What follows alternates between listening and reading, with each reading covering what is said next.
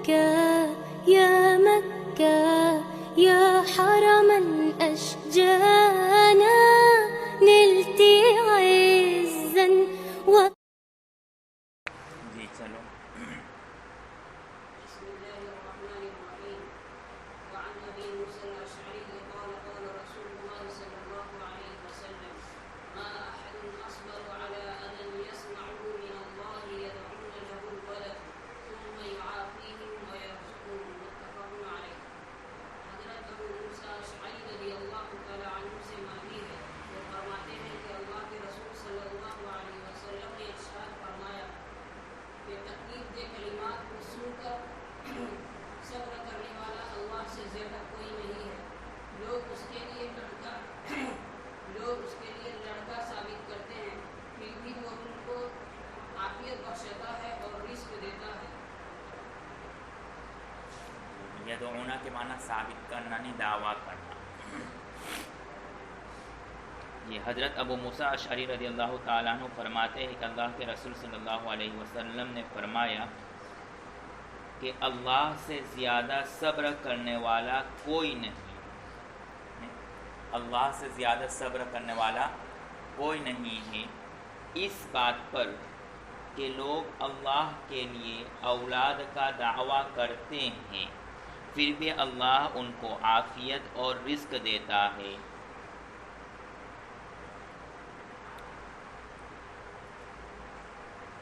اوپر کا جو مضمون ہے اسی سے ملتا جلتا ہوا مضمون ہے. اوپر کہا گیا ہے کہ بنی آدم انسان اللہ کے لیے صاحب اولاد اور زوجیت کو ثابت کر کے اللہ کو گالی دیتا. اور یہاں پر اس حدیث میں یہ بتلایا جا رہا ہے کہ انسان اللہ کے لیے صاحب اولاد اور اولاد کا دعویٰ کر کے اللہ کے لیے اولاد کو ثابت کر کے اللہ کو غصہ دلاتے ہیں، لیکن پھر بھی اللہ ان کی اس طرح کی باتوں پر صبر کرتے ہیں. اللہ کا لوگوں کے غلط، ناشائستہ اور نازیبا باتوں پر صبر کرنے کا مطلب کیا ہے؟ صبر کا معنی ہوتا ہے حبس النفس علی ما یکرہ، حبس النفس علی ما یکرہ، ناپسندیدہ چیزوں پر اپنے آپ کو روک کر کے کسی سے انتقام نہ لینا. یعنی کوئی ناپسند چیز ہے، اس کے باوجود آپ نے اپنے نفس کو روکے رکھا اور کسی سے انتقام اور بدلہ نہیں لیا، تو اللہ کو ایذا دینا، تکلیف دینا، پھر اللہ اس تکلیف اور ایذا پر ناگواری کا اظہار کرے اور انتقام نہ لے، یہ بات انسان کے لیے تو سمجھ میں آتی ہے، لیکن اللہ کے لیے بات سمجھ میں آتی نہیں ہے کہ صبر کا اطلاق اللہ پر کیا جائے. تو یہاں پر صبر وہ حقیقی صبر مراد نہیں جو انسان کے لیے استعمال کیا جاتا ہے، بلکہ یہاں پر صبر کا جو انتہائی معنی ہے انتقام نہ لینا، بدلہ نہ لینا، تو یہاں پر اسی انتہائی معنی کو مراد لیا جائے گا. مطلب یہ ہے کہ جب بھی انسان اللہ کے لیے نازیبا اور ناشائستہ باتوں کی نسبت کرتا ہے اور اللہ کے لیے صاحب اولاد کا دعویٰ کرتا ہے، تو اللہ ان سے فوراً انتقام نہیں لیتے ہیں، بلکہ عذاب میں تاخیر کرتے ہیں جب تک کہ وہ اپنے آپ کو سدھارے. ان کو بار بار موقع دیا جاتا ہے تاکہ وہ اپنے آپ کو سدھارے. اللہ عذاب میں تاخیر کرتے رہتے ہیں، لیکن جب ان کے گناہوں کی انتہا ہو جاتی ہے، ان کے گناہوں کا پلڑا بھر جاتا ہے، تو پھر اس کے بعد اللہ کی پکڑ آتی ہے. اس سے پہلے اللہ ان کو پکڑ نہیں کرتے ہیں.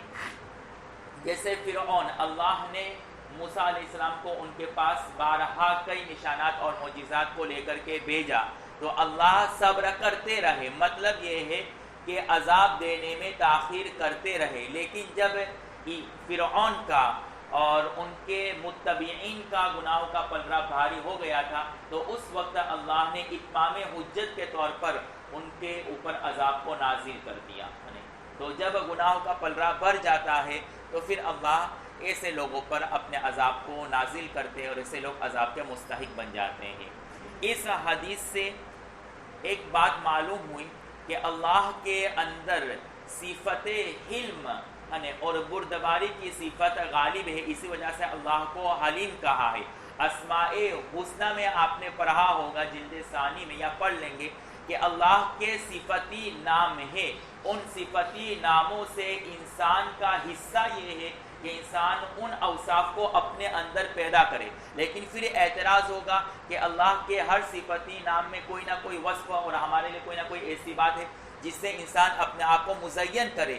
لیکن کچھ ایسے اسماء حسنہ اور صفتی نام ہے جو خاصہ ہے اللہ کا، جسے رزاق ہونا، حی قیوم ہونا، تو اس میں بندے کا کیا حصہ ہے؟ حالانکہ حدیث میں آیا کہ ہر صفتی نام میں بندے کا حصہ ہے، تو اس کی تفصیل وہاں پڑھ لینا. تو اللہ کے اسماء حسنہ میں سے ایک حلم ہے، بردباری کرنا ہے، فوراً پکڑ نہ کرنا ہے، تو اس میں بندے کا حصہ، اور بندے کے لیے اس میں کام کی بات یہ ہے کہ وہ بھی اپنے ساتھ رہنے والوں لوگوں کے ساتھ حلم اور بردباری کا معاملہ کریں، ان کے ساتھ چشم پوشی سے کام لے، یعنی فوراً مؤاخذہ اور گرفت کی عادت نہ بنا لے. کم از کم شیخ سعدی نے کہا کہ 3 مرتبہ تنبیہ کر دینا چاہیے. آپ نے پڑھا ہوگا 15 ماہ میں کہ پہلی اور دوسری مرتبہ اور تیسری مرتبہ معاف کر دینا چاہیے. اور اگر آپ کے اندر اور مزید وسعت ظرفی ہے تو اور کر سکتے ہیں، کوئی حرج، لیکن کم از کم 3 تک تو معاف کرنا چاہیے. 3 کے بعد بھی اگر وہ بار بار اس غلطی کو دہرائے، مطلب کہ اس کی عادت بن گئی ہے، تو اب اس کی گرفت کرنی چاہیے. پہلے پیار و محبت سے سمجھائے، پھر بھی نہیں مانے تو اب آپ گرفت کر سکتے، مؤاخذہ کر سکتے ہیں. دوسری بات یہ معلوم ہوئی کہ اللہ اس طرح کے کافرین، ملحدین اور اللہ کی طرف نامناسب، نازیبا باتوں کی نسبت کرنے کے باوجود ان کے اوپر رزق کے دروازے بند نہیں کرتے ہیں، بلکہ کیا کہا، ان کو روزی پہنچاتے ہیں. تو معلوم ہوا کہ یہ اللہ کا ایک اصول ہے کہ جو لوگ اللہ کو دنیا میں مانتے ہیں وہ بھی، اور جو نہیں مانتے ہیں ان کے لیے بھی اللہ رزق کے دروازے کو کھلے رکھتے ہیں، کسی کو بھوک سے نہیں مارتے ہیں. پھر سوال یہ ہوگا کہ اللہ تو رحمان اور رحیم ہے، تو دنیا میں رزق کے لیے دروازے کھل رکھے ہیں اور عذاب میں تاخیر کر رہے، تو پھر آخرت میں کیوں نہیں؟ تو اس کا یہ جواب دیا کہ اللہ کے 2 صفتی نام ہیں، رحمان اور رحیم ہے. تو رحمان یہ سب کو عام ہے، رحمان کے معنی جس کی رحمانیت کی صفت سب پر عام ہو، تو یہ صفت خاصہ دنیا میں سب کے لیے عام ہے، اور آخرت میں یہ صفت رحمان صرف مومنین اور اللہ کے ماننے والوں کے لیے خاص ہے. تو رحمان کا یہ مطلب ہے کہ دنیا میں یہ سب کے لیے عام ہے، اور آخرت میں صرف رحمان خاص ہے مسلمانوں کے لیے جو اللہ پر ایمان لائے ہیں. اور اس کے علاوہ جو ایمان نہیں لائے ان کے لیے رحم کا کوئی مادہ نہیں، الا یہ کہ انہوں نے دنیا میں کوئی اچھے کام کیے ہو تو ان اچھے کاموں کی وجہ سے اللہ ان کے عذاب میں تخفیف کر دے، لیکن بہرحال ان کو جہنم میں جانا ہی جانا ہے. اور تیسری بات کہ اللہ ان کو عافیت دیتے ہیں اور رزق بھی دیتے ہیں. تو اللہ کی تو بہت ساری نعمتیں ہیں، پھر بھی اللہ نے نعمت عافیت اور نعمت رزق کو خاص طور پر کیوں بیان کیا ہے؟ تو اس کی وجہ یہ ہے کہ انسانی زندگی میں بہت ساری نعمتیں ہیں، لیکن ان تمام نعمتوں میں سب سے نعمت عظیم اور نعمت عظمی اللہ کی طرف سے عافیت کا ملنا اور اللہ کی طرف سے رزق واسع، حلال اور طیب کا ملنا، یہ اللہ کی بہت بڑی نعمتیں ہیں. اس وجہ سے ان نعمتوں کی قدردانی کرنی چاہیے، اور دعا کے اندر ان 2 چیزوں کی دعا ضرور مانگنی چاہیے، عافیت اور رزق واسع، حلال اور طیب. دیکھیے کتنے موجودہ نمبر، رزق واسع، حلال اور طیب. عافیت کس کو کہتے ہیں؟ عافیت کہتے ہیں دنیا اور آخرت کی تمام بھلائیاں اور تمام برائیوں سے محفوظ رہنا. اس لیے عائشہ رضی اللہ تعالیٰ عنہ فرماتی ہیں کہ کثرت دعا میں کثرت سے اللہم انک عفو تحب العفو فاعف عنی فانک کریم، یہ دعا ضرور مانگنی چاہیے. اللہم انک عفو کریم تحب العفو فاعف عنی، یعنی ہمارے ساتھ عافیت کا معاملہ کر. اسی طرح وضو میں اللہم بارک لی فی رزقی، وسلم اللہم اغفر لی ذنبی ووسع لی فی داری وبارک لی فی رزقی. اس دعا کو ضرور پڑھنا چاہیے تاکہ رزق میں وسعت ہو اور برکت ہو.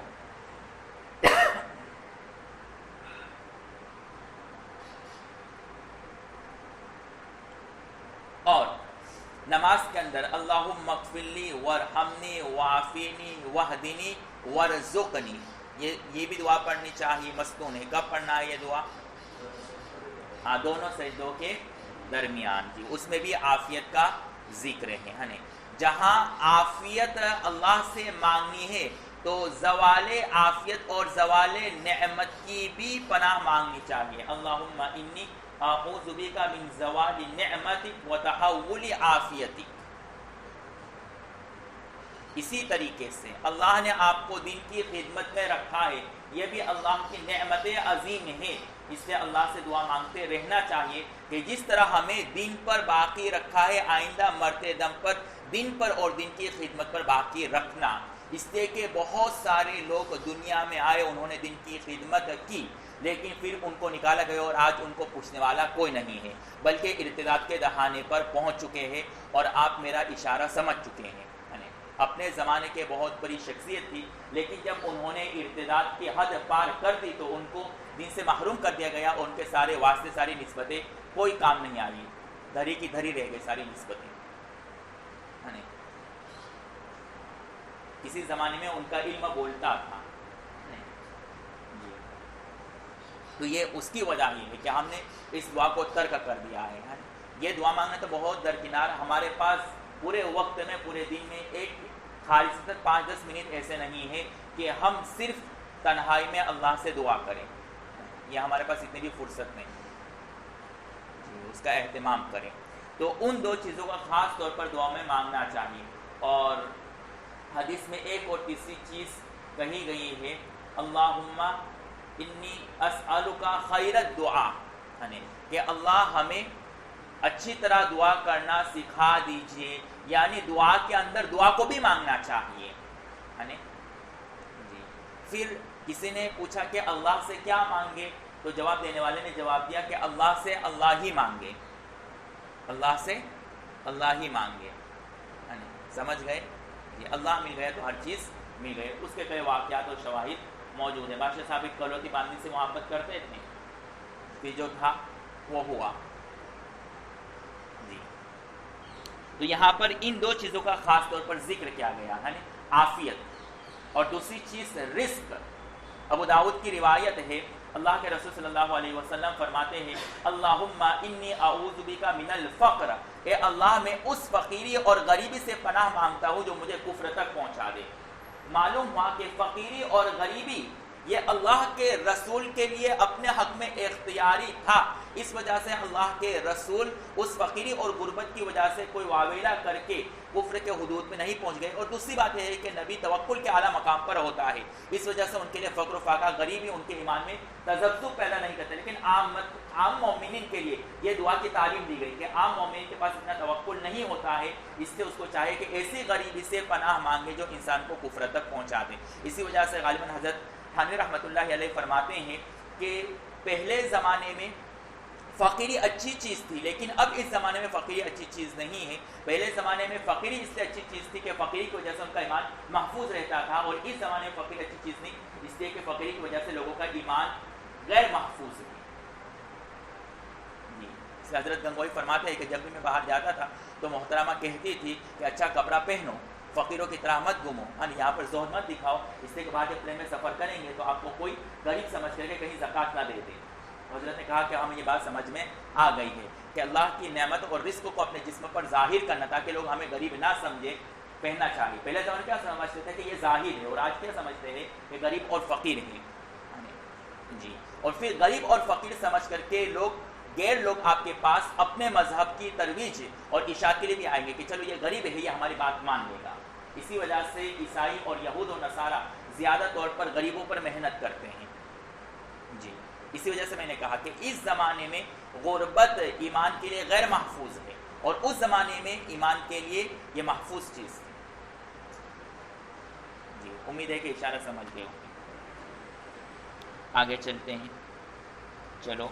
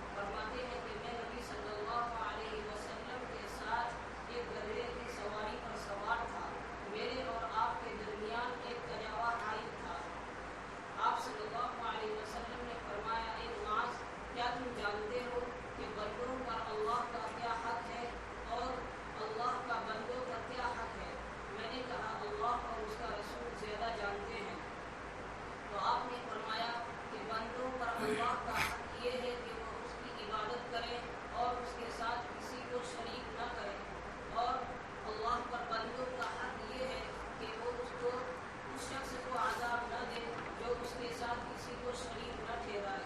میں نے کہا یا رسول اللہ، کیا میں اس کی خوشخبری لوگوں کو سنا دوں؟ تو آپ نے فرمایا کہ اس کی خوشخبری کسی کو نہ سناؤ کہ وہ اسی پر بھروسہ کر کے بیٹھ جائے۔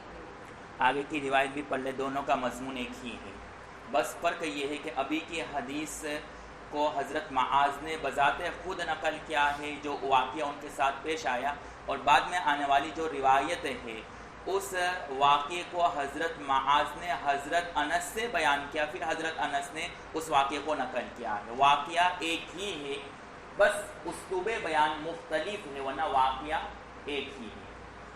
اور فرق کتنا ہے کہ راوی نے خود اپنے واقعے حضرت معاذ نے اپنے واقعے کو خود بیان کیا، اور دوسری روایت میں حضرت معاذ نے اپنے واقعے کو حضرت انس سے بیان کیا، پھر حضرت انس نے اس کو روایت کیا۔ تو پہلے راوی معاذ، اور دوسری حدیث جو یہ ہے اس کے راوی کون ہے؟ انس، لیکن واقعہ اور پس منظر ایک ہی ہے، بس اسلوب بیان مختلف ہیں۔ جی چلیے اس حدیث کو بھی پڑھ لیں۔ وعن انس ان النبي صلى الله عليه وسلم ومعاذ ركبه على الرحل قال يا معاذ قال لبيك يا رسول الله وسعديك قال يا معاذ قال لبيك يا رسول الله وسعديك قال يا معاذ قال لبيك يا رسول الله وسعديك ثلاثا قال ما من احد يشهد ان لا اله الا الله وان محمدا رسول الله صدقا من قلبه الا حرمه الله على النار قال يا رسول الله افلا اخبر به الناس فيستبشر قال اذا یتکلو، اذن یتکلو، اذن کیا؟ اذن یتکلو، فأخبر بها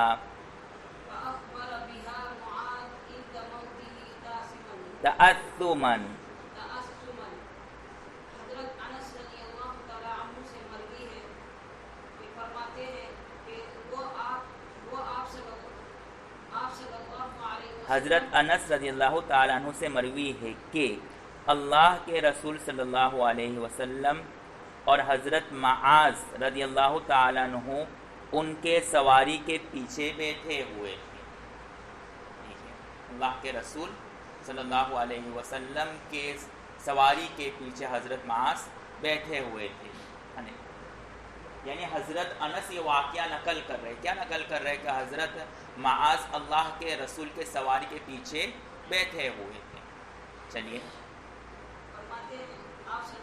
پھر آپ صلی اللہ علیہ وسلم نے کہا اے معاذ، تو حضرت معاذ نے جواب دیا لبیک یا رسول اللہ و صادق۔ پھر اللہ کے رسول صلی اللہ علیہ وسلم نے فرمایا اے معاذ، تو انہوں نے جواباً کہا لبیک یا رسول اللہ و صادق۔ پھر اللہ کے رسول نے مخاطب کر کے کہا اے معاذ، تو اللہ کے حضرت معاذ نے جواباً فرمایا لبیک یا رسول اللہ و صادق۔ 3 مرتبہ اس طرح ہوا، یعنی 3 مرتبہ اللہ کے رسول نے یہ کہا یا معاذ یا معاذ یا معاذ، اور اس کے جواب میں 3 مرتبہ حضرت معاذ نے کیا کہا؟ لبیک و صادق۔ ٹھیک، یہ مطلب ہے سلاسن کا یہاں پر 3 مرتبہ اس طرح ہوا، اور کچھ ترجمہ مت کرنا الٹا سیدھا کہ 3 مرتبہ کھایا سویا، اس لیے کہ ہمارا ذہن اسی میں اٹکا ہوا رہتا ہے۔ ایک طالب علم کچھ بات چل رہی تھی ہدایہ میں، تو میں نے پوچھا طالب علم کو، تو بولے ہاں میں نے کھا لیا۔ سمجھ رہے ہیں بات؟ کچھ اور چل رہی تھی، اور کیا کہا؟ میں نے کھا لیا ہے۔ دوسری مرتبہ اسی سے پوچھا تو بولے میں حاضر ہوں استاد، حالانکہ حاضری کچھ بھی نہیں چل رہی تھی، بات کچھ اور چل رہی تھی جی، تو کچھ اور نہ سمجھے سلاسن کا یہاں پر۔ قال ما من احد، ہاں چلو اب آگے کا ترجمہ آسان ہے، چلو۔ آپ صلی اللہ علیہ وسلم نے فرمایا کہ جو شخص یہ اس بات کی گواہی دے کہ اللہ کے سوا کوئی معبود نہیں اور محمد صلی اللہ علیہ وسلم اللہ کے رسول ہیں اپنے سچے دل سے، تو اللہ تعالیٰ اس کے اوپر جہنم کو حرام کر دیتے ہیں،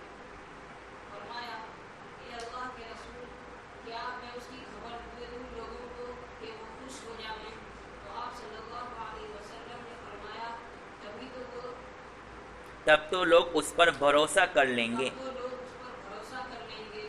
پھر اس کی خبر دی حضرت معاذ نے اپنے موت کے وقت. کتمان علم کے گناہ کی وجہ سے.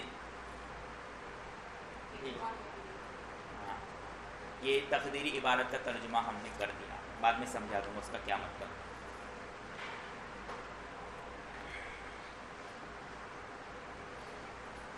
راوی حضرت معاذ ہے، ان کی کنیت ابو عبد الرحمن یا ابو عبداللہ ہے. ابو عبد الرحمن یا ابو عبداللہ ہے. ان کے والد کا نام جبل ہے.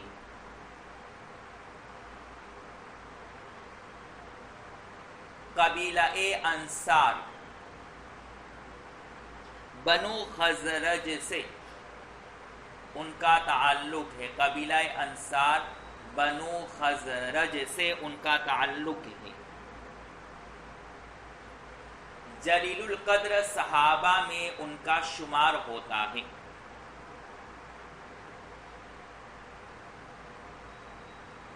بیعت لیلت عقبہ ثالثہ کے شرکاء میں سے ہے.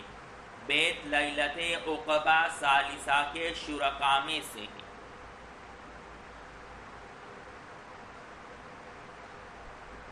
تمام غزوات میں شریک رہے ہیں.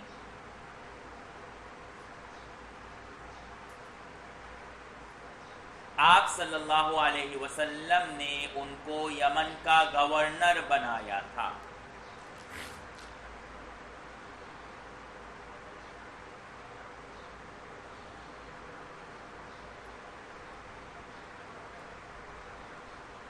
تھرٹی 38 سال کی عمر میں 38 سال کی عمر میں سن ہجری 18 میں ان کی وفات ہوئی. 38 سال کی عمر میں سن ہجری 18 میں ان کی وفات ہوئی. بہت ہی کم عمر میں ان کی وفات ہو گئی. حضرت معاذ کا واقعہ مشہور ہے جب ان کو یمن بھیجا گیا تھا.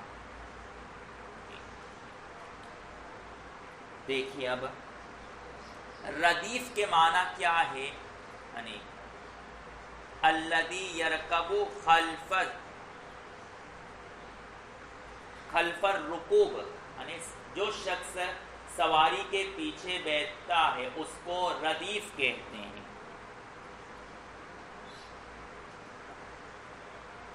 تو حضرت معاذ رضی اللہ تعالیٰ عنہ کیا فرماتے ہیں کہ میں اللہ کے رسول کے پیچھے سوار تھا.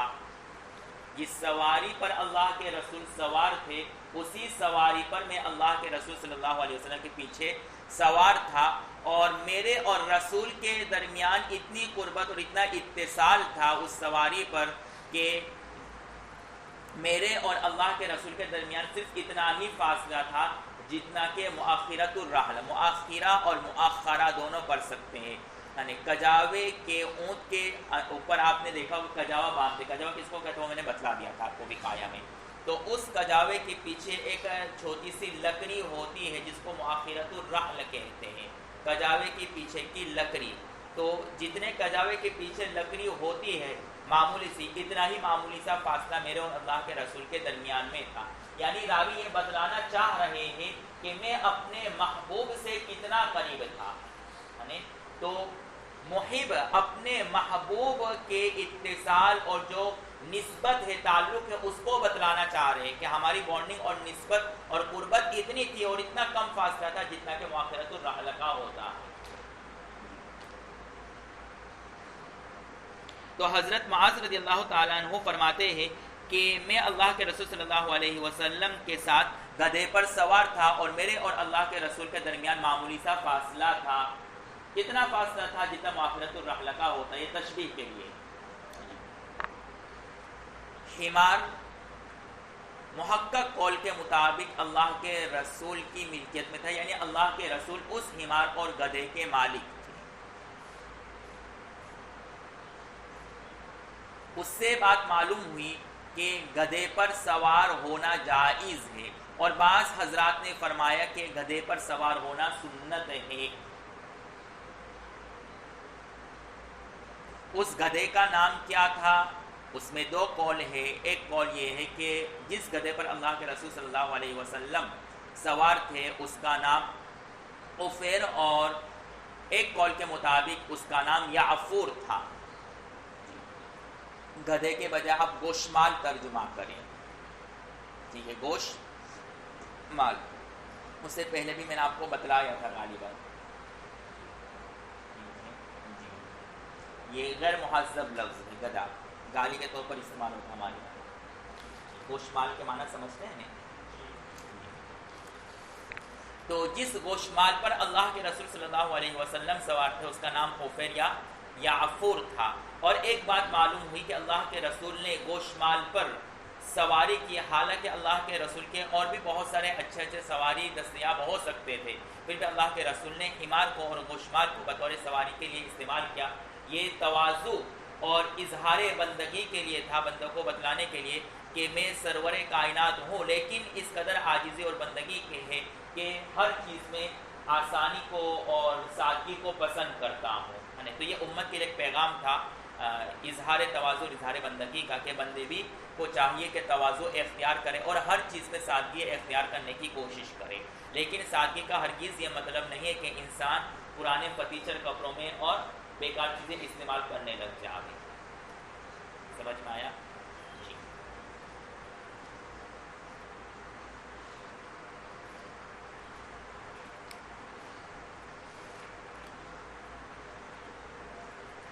اور اس سنت کو سنت عادیہ کہیں گے۔ ایک تو سنت دینیہ، ایک ہے سنت عادیہ۔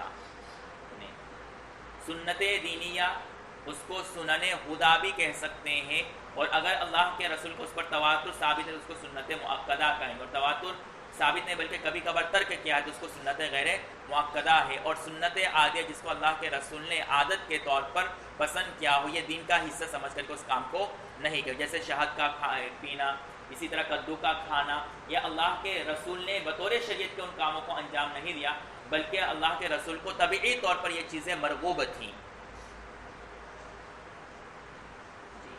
تو سنت عادیہ کا حکم کیا ہے کہ اگر محبوب نبی کی محبت میں ان امور کو انجام دے دے تو بہت اچھی چیز ہے، اور اگر نہیں دیتا ہے تو وہ قابل ملامت نہیں ہوتا ہے۔ لہذا اگر اس دور میں کوئی شخص BMW میں یا کوتاہی خود کی ہوائی جیٹ میں یا خود کے پلین میں سواری کرتا ہے، 5 اسٹار اور VIP پلین میں سواری کرتا ہے، تو یوں نہیں کہا جائے کہ مولوی صاحب نے حمار کو چھوڑ کر کے ہوائی جہاز اور BMW کو استعمال کرتے ہیں اور نبی کی سنت کو ترک کیا، وہ قابل ملامت نہیں ہوگا، ٹھیک ہے۔ اس لیے کہ سنن عادیہ کا اور جن امور کو اللہ کے رسول نے عادت کے طور پر استعمال کیا، زمانے کے مرور سے ان میں تبدیلی آتی ہے۔ اس زمانے میں چونکہ یہ گاڑیاں نہیں تھی، حمار اور اس طرح کے سواری پر سوار ہو کر کے لوگ سفر کرتے تھے، اس وجہ سے اس کو استعمال کیا گیا ہے۔ لیکن اب وہ دور ختم ہو گیا، اب لوگ اسی سنت پر عمل کرنا شروع کر دیں اور سبھی مسلمان اس جذبے میں آ کر کے حمار اپنے گھروں میں پالنا لگے،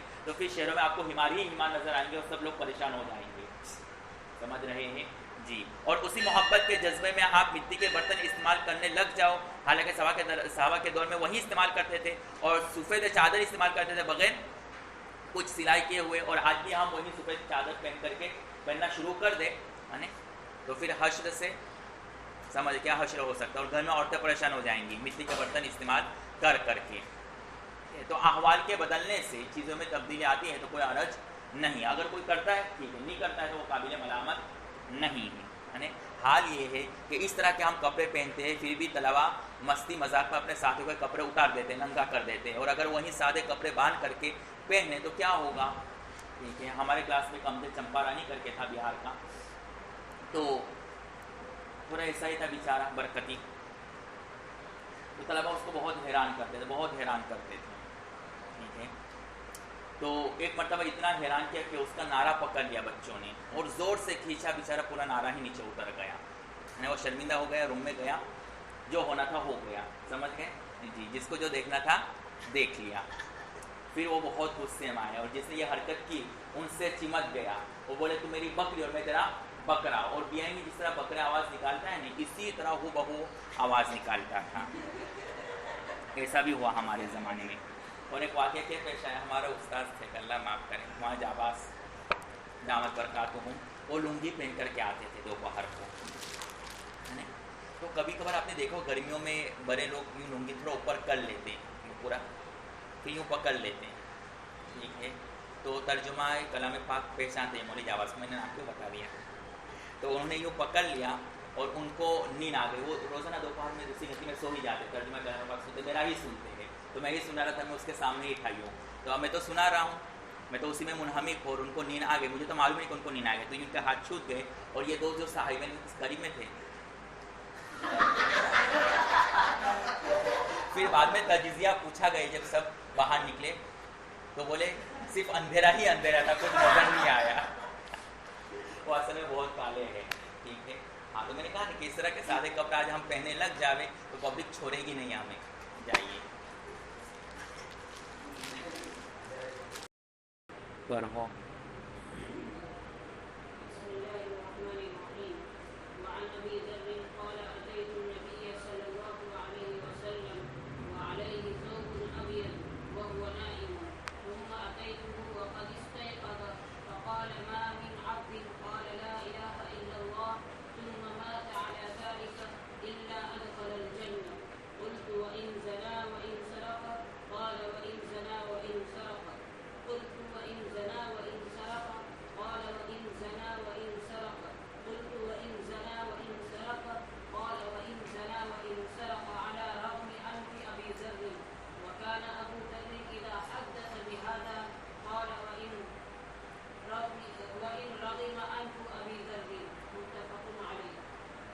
حضرت ابو ذر رضی اللہ تعالی عنہ سے مروی ہے، وہ فرماتے ہیں کہ میں نبی کریم صلی اللہ علیہ وسلم کے پاس آیا تو آپ صلی اللہ علیہ وسلم ایک سفید کپڑا اوڑھے ہوئے سو رہے تھے، تو میں واپس آ گیا، پھر میں آپ صلی اللہ علیہ وسلم کے پاس آیا تو آپ بیدار تھے، تو آپ نے فرمایا کہ جو بھی بندہ اس حال میں مرے کہ وہ اللہ تعالیٰ کی وہ کہے کہ اللہ تعالیٰ کے سوا کوئی معبود نہیں، تو اللہ تعالیٰ اس کو جنت میں داخل فرمائیں گے۔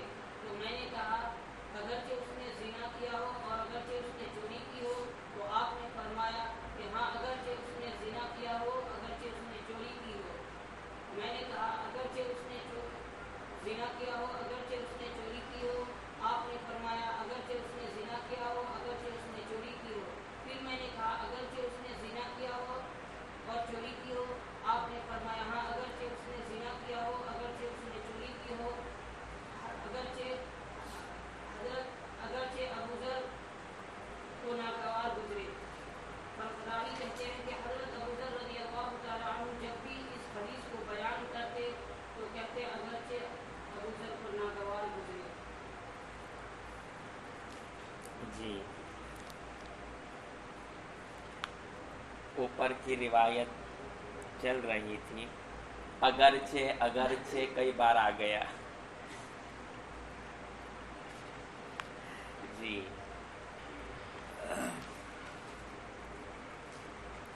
حضرت معاذ رضی اللہ تعالیٰ عنہ فرماتے ہیں کہ میں اللہ کے رسول صلی اللہ علیہ وسلم پر اللہ کے رسول کے ساتھ حمار پر سوار تھا، پھر اللہ کے رسول صلی اللہ علیہ وسلم نے مجھے فرمایا کہ کیا تم جانتے ہو اللہ کا حق بندوں پر کیا ہے اور بندوں کا حق اللہ پر کیا ہے؟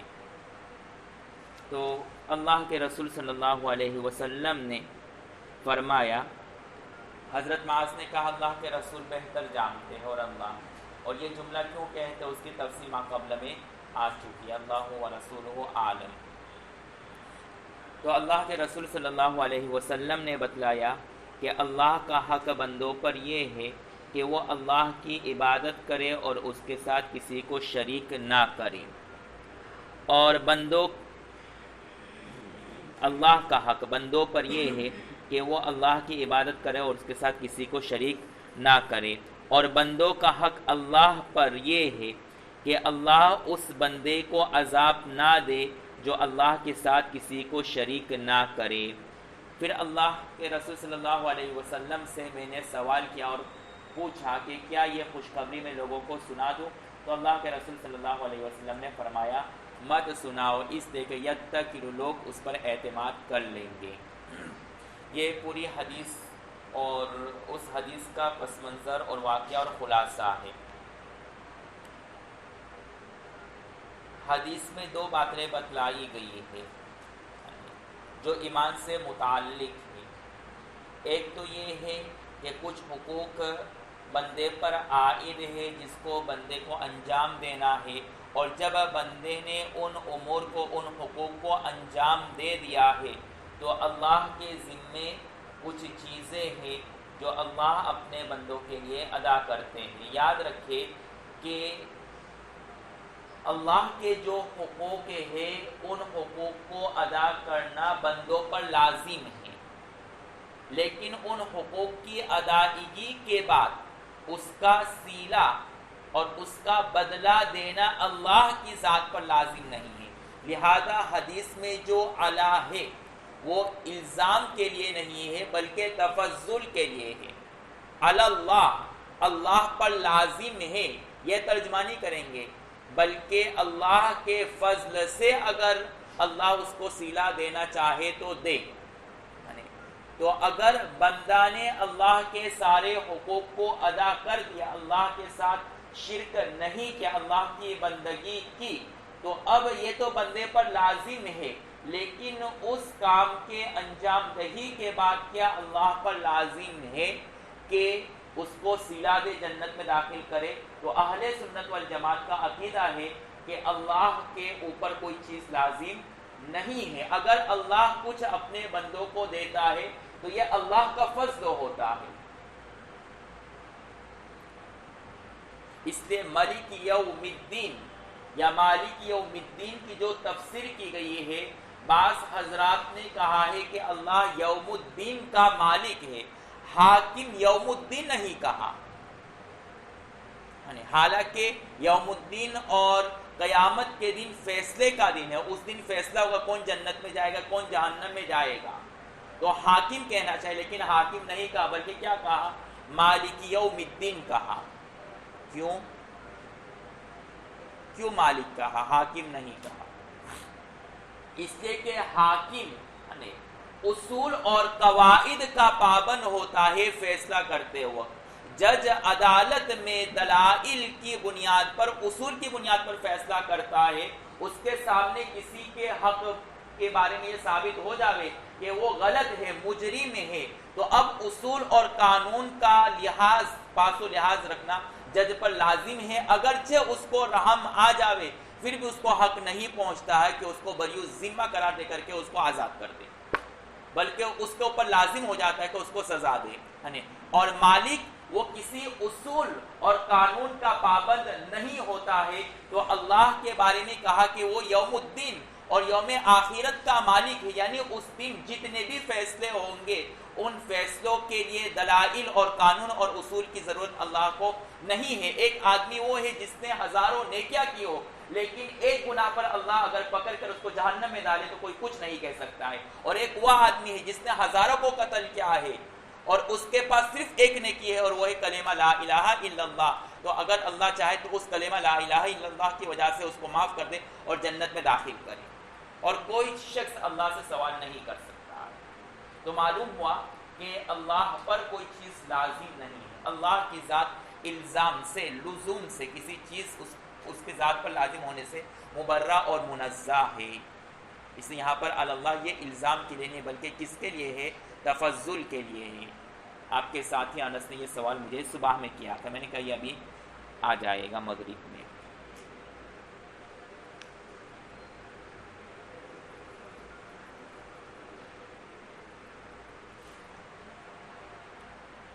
پھر حدیث کے آخر میں یہ بتلایا گیا کہ جس نے اللہ کے ساتھ کسی کو شریک نہیں کیا تو اللہ کے اوپر لازم ہے کہ اس کو جہنم میں داخل نہ کرے، یعنی وہ شخص جہنم میں داخل نہیں ہوگا۔ اس سے فرقہ مرجیہ کی تائید ہوتی ہے کہ مرجیہ کہتے ہیں کہ صرف اللہ کی توحید وحدانیت کا اقرار کر لو دل سے اور زبان سے اور شرک نہ کرو، اعمال کی کوئی ضرورت نہیں، کتنے بھی کبائر اور گناہ ہو جاوے وہ جنت میں جائے گا، اللہ کے اوپر لازم ہے کہ اس کو جہنم میں نہ ڈالے۔ تو اس کا کیا جواب ہے؟ آگے اس طرح کی مسلسل روایات آ رہی ہے، اس کو آخر میں ہم بیان کریں گے، ٹھیک ہے؟ یہ آگے وہ روایت آ رہی کہ جس نے لا الہ الا اللہ کے لیے دخل الجنہ، جنت میں داخل ہو گیا، تو کیا اس نے صرف لا الہ الا اللہ پڑھا اور کوئی نیکی نہیں کی تو کیا وہ جنت میں جائے گا؟ ٹھیک ہے، اس طرح کے اور بھی مسلسل روایات عنقریب آ رہے، وہاں اس کی پوری تفصیل بتلا دی جائے گی۔ اللہ کے رسول نے فرمایا کہ یہ خوشخبری مت سنانا معاذ، پھر بھی انہوں نے یہ خوشخبری اور حدیث سنا دی، تبھی تو ہمارے پاس آئی۔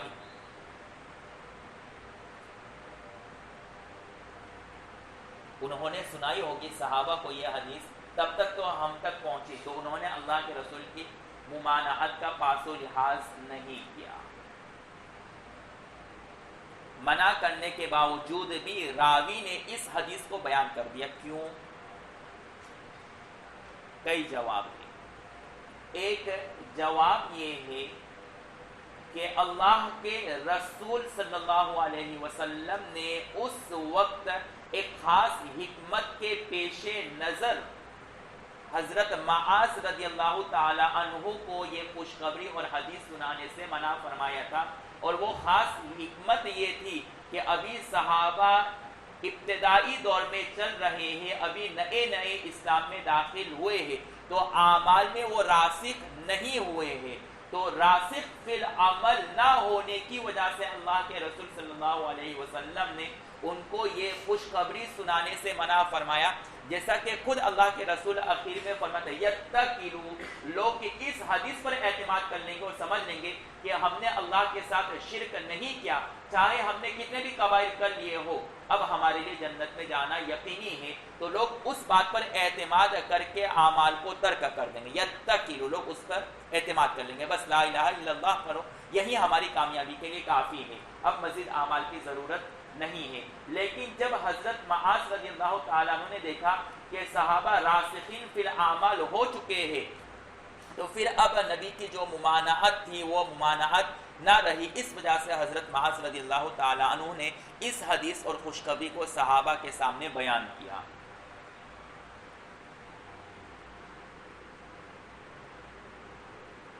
دوسری وجہ، خود بعد میں آنے والی روایت جس کے راوی حضرت انس ہیں، اس واقعے کو حضرت معاذ نے حضرت انس کو بیان کیا، پھر اس کو حضرت انس نے روایت کیا، تو وہاں تعصمن کی قید ہے کہ انہوں نے اس حدیث کو وفات سے پہلے بیان کیا تھا، اور یہ خوشخبری ان کی وفات سے پہلے انہوں نے سنا دی، اس وجہ سے کہ اللہ کے رسول صلی اللہ علیہ وسلم نے دوسری جگہ کتمان علم کی وعید سنائی دیگر روایات میں، یعنی اسی طریقے سے اللہ کے رسول نے فرمایا بلغوا ولو آیا، کہ ایک آیت بھی ہو لیکن حاضرین کی ذمہ داری کہ غائبین تک ان باتوں کو پہنچائے، یعنی تو ایک تو کتمان علم کی وجہ سے کہ اس گناہ اور وعید سے بچ جاوے، اس سے حضرت معاذ رضی اللہ تعالی عنہ نے اس روایت کو اخیر میں وفات سے پہلے بیان کر دیا تھا، یا اس وجہ سے کہ بعد میں اللہ کے رسول نے سارے صحابہ کے درمیان یہ اعلان کر دیا تھا بلغوا ولو آیا، ایک آیت ہو تب بھی غائبین تک پہنچا دو، تو اس قول کی تعمیل کرتے ہوئے حضرت معاذ رضی اللہ تعالی عنہ نے اس حدیث کو پھر بعد میں سنا دیا۔ تو یہ تین طرح کے جوابات ہو گئے۔ اب کتمان علم کی بات آئی، تعصمن، کتمان علم کے گناہ سے بچنے کے لیے انہوں نے یہ حدیث بیان کر دی، جیسے کہ حضرت انس راوی فرماتے ہیں دوسری حدیث میں۔ تو یہاں پر کتمان علم سے ایک بات کا جاننا نہایت ہی ضروری ہے کہ کتمان علم کا گناہ اور اس کے حکم میں فرق اور تفاوت ہوتا ہے، لوگوں کے احوال، اشخاص اور مقامات کے تفاوت سے، یعنی کتمان علم کے ممانعت اور عدم ممانعت میں فرق آ جاتا ہے.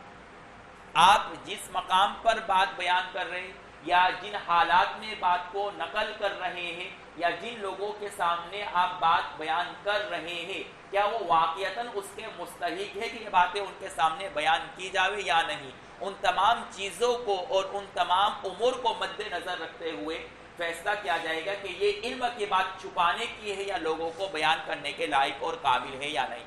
اسی وجہ سے وقایا میں ہم نے بارہا کتاب النکاح کے مسائل میں جہاں عورتوں کے حقوق کی بات آئی تو وہاں ہم نے کہا کہ اس مسئلے کو عورتوں کے سامنے بیان نہیں کرنا چاہیے. مثلا مسئلہ آیا تھا کہ ماں کے اوپر دودھ پلانا لازم نہیں ہے باب الرضاعت میں، تو وہاں ہم نے بتایا کہ عورتوں کو یہ بیان نہ کیا جائے. وہ نہیں کہے گی کہ ہمیں تنخواہ چاہیے تب دودھ پلائیں گے، یا آپ کسی مرضیہ کو لے آؤ، پھر وہ لاپرواہ ہو جائیں گے، بے پرواہ ہو جائیں گے. اسی طریقے سے ہم نے کہا کہ عورتوں پر شوہر کا کھانا پکانا لازم نہیں ہے، صرف عورت کس کے لیے ہے؟ تربص کے لیے، کہ شوہر کے لیے فراش بنے، بس اسی وجہ سے نکاح کیا جائے. تو اس کا جتنی بھی ذمہ داری عورت پر لازم نہیں، نہ آپ کا کپڑا دھونا، نہ آپ کے لیے کھانا پکانا، اور نہ ہی ساس کے لیے خدمت کرنا، اور نہ ہی سسر جی کے پیر دبانا. اور سسر جی کے پیر دبانے کی صورت میں حرمت مساہرت کی بھی نوبت آ جاتی، جس کو آپ نے حرمت مساہرت میں پڑھ لیا. اگر سسر جی کا کھڑا ہو گیا اور شہوت پیدا ہو گئی تو حرمت ثابت ہو گئی. سمجھ رہے ہیں؟ تو وہاں بھی یہ بحث ہم نے بتلائی تھی کہ اس مسئلے کو پبلک کے سامنے بیان نہیں کرنا چاہیے کہ عورت پر کھانا پکانا لازم نہیں ہے. اسی وجہ سے ہدایہ پڑھنے والی چھوکریاں اور پڑھانے والی وہ اپنے گھروں میں کھانا نہیں پکاتی ہے. کیوں؟ ان کو یہ مسئلہ معلوم ہے، ان کو یہ مسئلہ معلوم ہے. ہمارے ایک ساتھی علی حسن کر کے ان کے بھائی جاہل تھا اور کسی عالمہ سے شادی کر لی. زندگی بھر اس نے کہا کہ اس کو 12-13 سال ہو گئے، ایک بھی مرتبہ اس نے چمچ نہیں گرایا، اور کہتے ہیں ہم نے ہدایہ میں یہ پڑھا، فلاں جگہ پر یہ پڑھا کہ ہمارے کھانا پکانا واجب نہیں ہے. اور ان سے دلائل میں بحث کرنا ناقصات العقل ہی، اس لیے بیکار ہے. ٹھیک ہے جی. اور یہاں پر عربی چاروں میں ہے، بولے جب ہم سہر میں پڑھتے تھے تو ایک مفتی صاحب تھے، روزانہ ہم ان کو دیکھتے تھے وہ اس طرح بیٹھے رہتے تھے. تو کسی نے پوچھا کیا ہے؟ تو بولے عورت کھانا پکاتی ہی نہیں ہے، ان کے عورت کھانا پکاتی ہی نہیں ہے. تو بولے اس کو چھوڑنے کے بہت خوبصورت ہے ان کے، اس کو کیسے چھوڑیں گے؟ ایسی ملے گی بھی نہیں جلدی ان کی جی. تو گاجر اور بیگن کا ملن بھی چاہیے اور پھر اس کا بھرتا بھی چاہیے، تو کیسے ہوگا جی. تو اس طرح کے مسائل پبلک کے سامنے بیان نہیں کیے جاتے ہیں. کیوں؟ لوگ اس کو ہضم نہیں کر پائیں گے، اس کا ریئیکشن لیں گے. تو اشخاص کے احوال سے حکم بدل جاتا ہے کتمان علم کا. اسی طرح مقام، کہ آپ کس مقام پر اس بات کو اور اس علمی نقطے کو بیان کر رہے ہیں. جہلا کی جماعت ہے، وہاں آپ یہ بحث کو چھوڑ دیں کہ کلام اللہ خالق ہے یا مخلوق ہے یا اللہ کا کلام ہے، تو اب لوگوں کی ذہنیت بدلے گی اور اصلاح کے بجائے فساد پیدا ہوگا. ایک مولوی صاحب نے اس ایسی جگہ پر اس بحث کو چھیڑا جہاں کوئی یہ بحث جانتا ہی نہیں تھا کہ کلام اللہ مخلوق ہے یا اللہ کا کلام ہے، اور اس بحث میں اتنے پڑے کہ بہت سارے لوگ کلام اللہ کے مخلوق ہونے کے قائل ہو گئے. اس لیے مولوی کی ذمہ داری ہے کہ اس مزاج کو سمجھے کہ یہ علمی بات یہاں پر بیان کرنے کی ہے یا نہیں. اس وجہ سے قرآن کا جو اسلوب ہے آپ نے دیکھا ہو کہ لوط میں جو بیماری تھی وہیں بیان کی گئی، شعیب کی قوم میں جو بیماری تھی وہیں بیان کی گئی، ناپ تول کی جو کمی تھی یا فلاں چیز کی کمی تھی وہیں بیماری بیان کی گئی. اب دوسری بیماری جو ان میں نہیں تھی نبی نے اس کو ہائی لائٹ نہیں کیا. تو پبلک میں جو بیماری ہے یا جس چیز کی ریکوائرمنٹ ہے اسی کو ہائی لائٹ کیا جائے اور اسی کو واضح کیا جائے، اور جس کی ریکوائرمنٹ نہیں ہے اس کو ہائی لائٹ زیادہ کرنے کی ضرورت نہیں ہے. اب مولوی صاحب کھڑے ہو گئے ممبر پر اور ساری صورتیں بیان کرنے لگ گئے کہ تفخیص اور اسی طریقے سے استمناء بالید یہ ساری چیزیں جائز ہے یا نہیں. تو جو نہیں جانتے وہ بھی اس چیز میں مبتلا ہیں. بدھے ہیں وہ تو جانتے ہیں بیچارے ہے نا, پھر بھی ان کے اندر وہ شوق پیدا ہو جائے گا. ابھی جو نئی نسل ہے ان کو تو کچھ معلوم ہے, بلکہ بہت کچھ معلوم ہے, لیکن جو بوڑھے میاں ہیں ان کو اتنا کچھ زیادہ معلوم نہیں ہوتا, اس سے کو موبائل استعمال نہیں کرتے. آج بھی بہت سارے بوڑھے ہمارے والدین وغیرہ زیادہ نہیں جانتے ہیں, اور آپ کے گھر میں جو والدین ہوتے ہیں موبائل تو ہوتے لیکن کچھ زیادہ نہیں جانتے, بہت بھولے ہوتے ہیں اور کچھ تو اتنے بھولے ہوتے کہ ان کو کس طرح نمبر سیو کرنا وہ سکھانا پڑتا ہے بیچاروں کو. ٹھیک ہے, تو ان کو یہ ساری چیزیں معلوم نہیں ہوتی تفخیص. اب آپ مسجد میں جمعہ میں یہ بیان کریں جہاں سارے بوڑھے میاں حضرات ہیں, تو پھر وہ سرچ کرنا شروع کریں گے یہ تفخیص وغیرہ کیا ہے, پھر رات میں وہ بڑھیا عورتیں پریشان ہوں گی. جی, تو ماحول کیا ہے, مقام کیا ہے, اس حساب سے آپ علم کو بیان کریں گے, ان علمی نقطوں کو بیان کریں گے. تو اس حدیث سے پتہ چلا کہ اللہ کے رسول نے امت کو یہ تعلیم دی کہ جہاں فساد کا مقام ہے تو وہاں ان علمی نقطوں کو بیان نہیں کرنا چاہیے, اور جہاں فساد کا احتمال نہیں ہے تو پھر بیان کرے. اس سے قرات سبا کا حکم بھی معلوم ہو گیا کہ آپ ایسے مقام پر پہنچ گئے جہاں بالکل جاہل ہے, کیا سبا ہے کیا سوا ہے کچھ نہیں جانتے, پھر وہاں آپ پڑھیں گے ہوے اور وغیرہ, تو پیچھے سے کہے گا مولوی صاحب غلط پڑھ رہے ہیں, تو آپ کی بھی نماز فاسد ہوگی, اس کی بھی ہوگی. اور ہوا ہے ایسے بعض جگہوں پر ہوا ہے مولوی صاحب, سمجھ میں. ہم نہیں کہہ رہے کہ سوا کاری مت بنو اور پڑھو بھی, لیکن پہلے لوگوں کا ذہن بناؤ. مجھے یاد ہے جب میں فارسی پڑھتا تھا تو ابھی نیا دور تھا سوا قرات وغیرہ, اس وقت اتنا زیادہ نہیں تھا. تو ایک مرتبہ کوئی فارم میں آ گیا تو اس نے قرات شروع کر دی, اور چھوٹے ناظرہ کے بچے اور اس کے بولے دیکھو آج ہے نا امام صاحب غلط پڑھ رہا ہے ان کے. ہاں, یہ خواص کا معاملہ ہے مولوی صاحب, خواص کو بھی یہ چیزیں معلوم نہیں رہتی. جی اللہ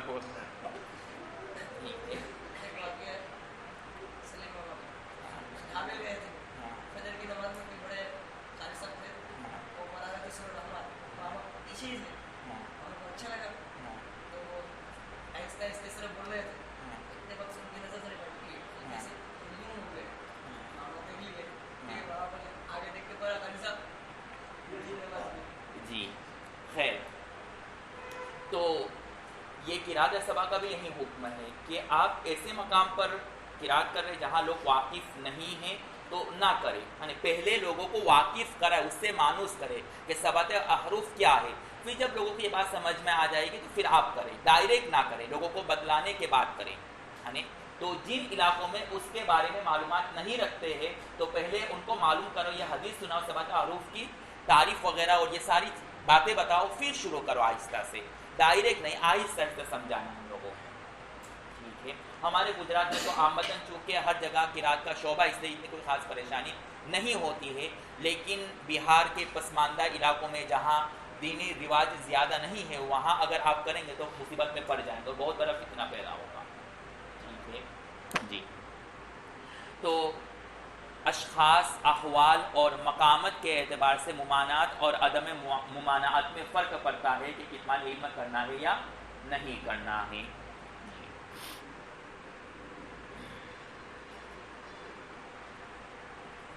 اور ایک بات معلوم ہے کہ جھوٹ بولنا, کذب بیانی یہ گناہ ہے, سچ کو چھپانا کسی خاص مصلحت کی بنیاد پر یہ گناہ نہیں ہے. سچائی کو چھپانا کسی خاص مصلحت کی بنیاد پر یہ غلط نہیں ہے اگر فتنے کا اندیشہ ہو. جب کتمان علم کی اجازت ہے مصلحت کی بنیاد پر, تو سچائی کو بھی چھپانے کی اجازت کسی خاص مصلحت کی بنیاد پر. انتقال ہو گیا کسی کا اچانک اور گھر پر مستورات پریشان ہے, جسے یہاں پر بھی ہوا تھا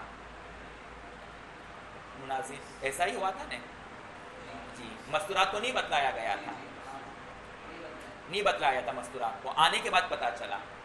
تو دیکھیے یہاں پر صدق اور سچائی کو چھپایا خاص مصلحت کی بنیاد پر, تو یہ گناہ نہیں ہے. جو پرانے طلبہ ہے وہ سمجھ گئے میں کیا کہنا چاہ رہا ہوں, جو نہیں ان کو سمجھ میں نہیں آیا ہوگا جی.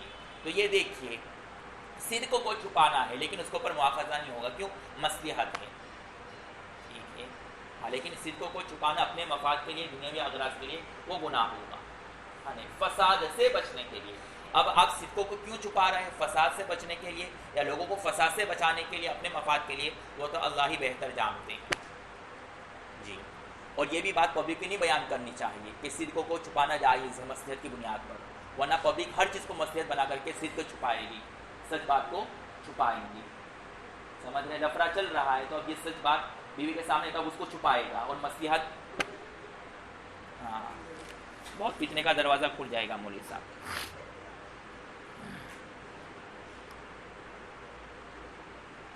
یہ تو پہلی روایت. دوسری روایت جو حضرت انس سے مروی ہے اس میں صرف فرق اتنا ہے کہ اللہ کے رسول صلی اللہ علیہ وسلم نے 3 مرتبہ یا معاذ یا معاذ یا معاذ کہا مخاطب کر کے، اور ہر ندا میں حضرت معاذ نے جواباً کہا لبیک و سعدیک، اللہ کے رسول میں حاضر ہوں اور اطاعت کے لیے تیار ہوں. تو جب اللہ کے رسول یہ حدیث ان کو سنانا چاہ رہے تھے تو سنانے سے پہلے اللہ کے رسول نے بار بار ان کو یا معاذ کے ندا سے کیوں پکارا، 3 مرتبہ یا معاذ کیوں کہا؟ تو اصغاء کے لیے، ان کو اپنی طرف متوجہ کرنے کے لیے کہ آپ کو جو باتیں کہی جا رہی، جس چیز کی نصیحت کی جا رہی ہے وہ بہت اہم ہے، آپ متوجہ ہو کر کے سنو. پہلی مرتبہ وہ ادھر ادھر کی سوچ میں تھے تو یا معاذ کہہ کر کے ان تمام وساوس کو اور سوچ کو ختم کر دیا اور انہوں نے اپنی طرف، اللہ کے رسول نے ان کو اپنی طرف متوجہ کر دیا. پھر جب دوسری مرتبہ یا معاذ کہا تو اللہ کے رسول کو خیال آیا کہ اب یہ بات بتلانے کے لائق ہے یا نہیں، وہ برابر متوجہ ہوا یا نہیں. جب اللہ کے رسول کو اتنا تیسری مرتبہ یا معاذ کہہ کر کے اللہ کے رسول نے پھر یہ بات بتلا دی. ٹھیک ہے، تو اس سے معلوم ہوا کہ خطیب یا مقرر لوگوں کو متوجہ کرنے کے لیے بار بار ایھا الناس جیسے الفاظ کہہ سکتا ہے، یا اسی طریقے سے خطبہ میں الحمدللہ 2 مرتبہ کہہ سکتے، پہلی مرتبہ تاکہ لوگ متوجہ ہو جائیں، دوسری مرتبہ خطبے کے لیے، ٹھیک ہے، اصغاء کے لیے. یہ ممدوح اور پسندیدہ ہے. لیکن اگر پبلک پہلے سے متوجہ تو بار بار الحمدللہ یا ایھا المسلمون یا یہ مسلمون باولی کی طرح بولتے نہیں رہنا چاہیے. یعنی دیکھنا ہے کہ پبلک کیسی ہے، نشاط میں ہے یا نہیں ہے. یعنی جی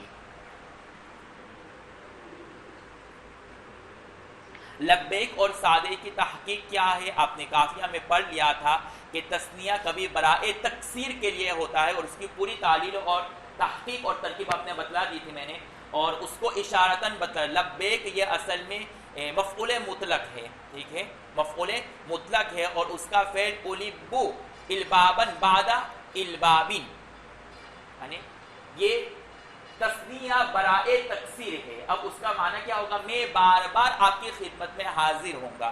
اور سعدیک یہ اصل میں کیا ہے؟ سعدتو کا مساعدتاً بعد مساعدتن، کہ میں بار بار آپ کی اطاعت کروں گا، آپ سے موافقت کروں گا. ٹھیک ہے، جیسا کہ آپ عربی خطبے میں بولتے ہیں مرتن بعد مرتن، کیا مطلب؟ بار بار یہ کام کرنا ہے آپ کو، بار بار 2 مرتبہ نہیں. مرتن بعد مرتن کا مطلب یہ نہیں کہ ایک بار پھر دوسری بار نہیں، بلکہ اس کا مطلب کیا ہوتا ہے عربی زبان میں محاورے میں؟ بار بار اس کام کو کرنا. تو البابن بعد البابن، یعنی مساعدتن بعد مساعدتن، یعنی ہم ہمیشہ اور ہر وقت آپ کی خدمت اور آپ کی بات سننے کے لیے تیار ہیں. اس وجہ سے حضرت معاذ نے یہ لبیک اور سعدیک کہا. تو بڑے جب پکارے تو اس طرح کے اچھے الفاظ سے ان کو جواب دینا چاہیے. یہ بھی مسنون ہے اور مستحب اور پسندیدہ ہے، شرعی امور میں سے ہیں.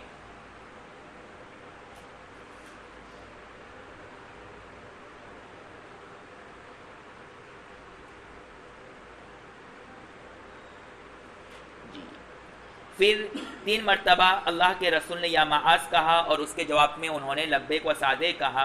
اس کے بعد اللہ کے رسول نے حدیث اور نصیحت سنائی کہ وہ شخص جو تصدیق بالقلب یعنی دل سے یہ یقین کرے کہ اللہ کے سوا کوئی معبود نہیں اور محمد صلی اللہ علیہ وسلم اللہ کے رسول ہے، تو اللہ اس کے اوپر جہنم کی آگ حرام کر دیتے ہیں. یعنی تصدیق بالقلب ہی پر اللہ تعالیٰ اس کو جہنم سے نجات دے دیں. باقی تو ساری چیزیں وہی ہیں جو میں نے بتلا دی. اور تعصمن جو اخیر میں روایت میں اس کی وجہ بھی میں نے بتلائی کہ تعصمن کا مطلب کیا ہے.